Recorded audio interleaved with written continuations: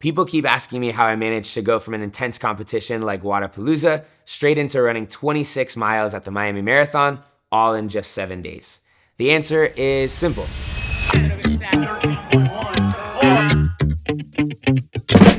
When I started doing CrossFit and finally made it to the games, my intention and the purpose of my training was always to be the fittest man on earth. I wanted to win the CrossFit Games. When that started to feel a little bit less like a possibility, as I kind of, in the last few years, saw my name shifting down the leaderboard a bit, I knew that I still loved competing and doing fitness full time, but was having a hard time finding the purpose in training if I knew it wasn't to win. So being able to mix it up and kind of dip my toes in other events has just given me a refreshing taste of what it's like to try something new, to see a lot of progress up front. And it's just like a challenge that I've taken on with my friends, which is the most fun part of it all. Doing what I've done for the last 10 years, which is primarily like functional fitness stuff, my body has adapted to. And so in combination with doing pliability and other things to make sure that I'm recovering between those sessions, I've found a flow. As we've started to add in the endurance stuff, which has been basically just a ton of mileage.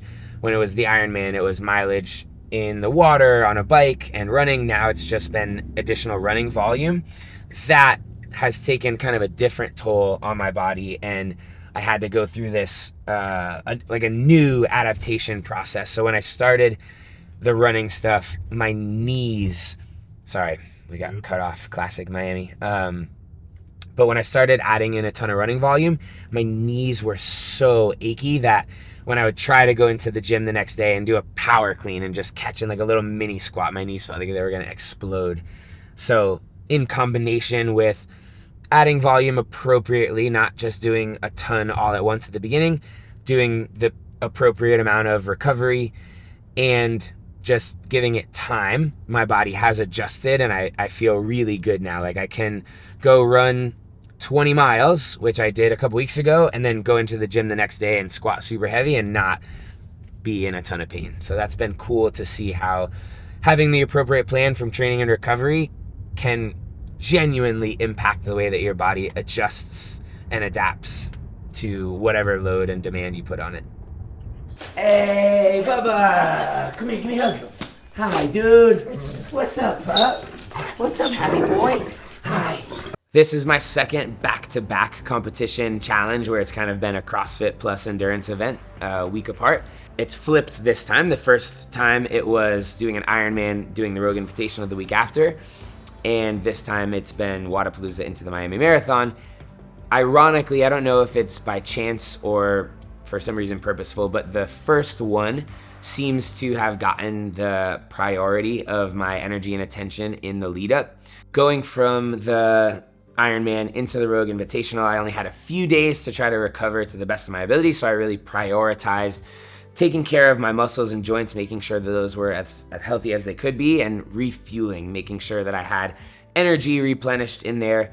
After the Ironman, I wasn't crazy sore anywhere, thankfully. Like, all of us are like, hips and knees were a little bit sore the next day, like hamstrings and quads were tired, calves a little bit too, but in a couple of days it went away. It wasn't like that soreness that you get after doing 100 heavy front squats or anything like that, You're not supposed to try new things before a big event. However, my friend Guido, who's doing the half marathon today, texted me that he was going to plunge in the morning, which I don't usually do, but figured it'd be a good idea to wake my system up and keep my core body temperature low because it's supposed to be pretty hot today. So during the race, hopefully having like a pre-cooled core body temperature will help me not overheat as it starts to heat up.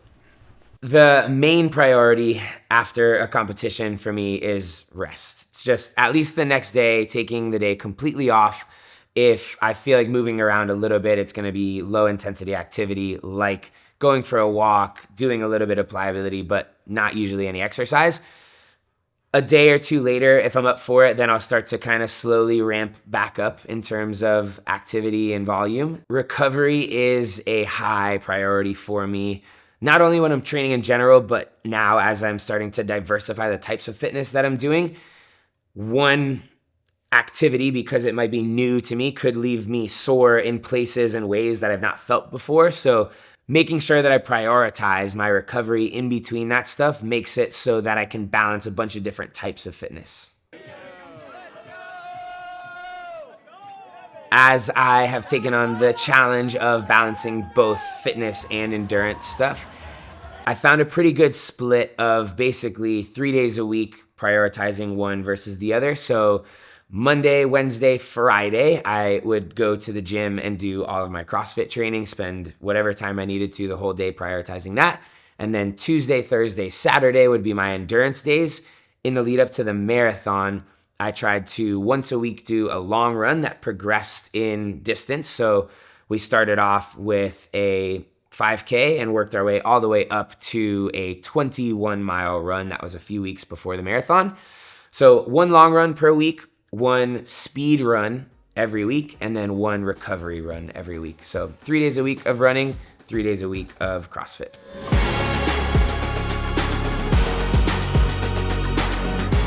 Only got 25 miles to go. No, just kidding. 15. 15, how you feeling? I feel pretty good. Lost the crew, which makes me a little bit sad, but so far so good. Heart rate 159, pace 840.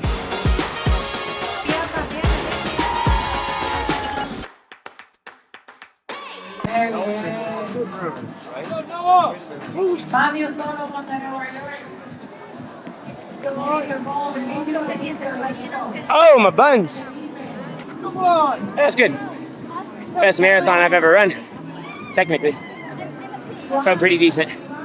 No aches and pains. It definitely got hot, and that made it harder. Like high heart rate, harder to breathe. But I feel like I did a pretty good job of consistent pacing, even kind of negative splitting some of it.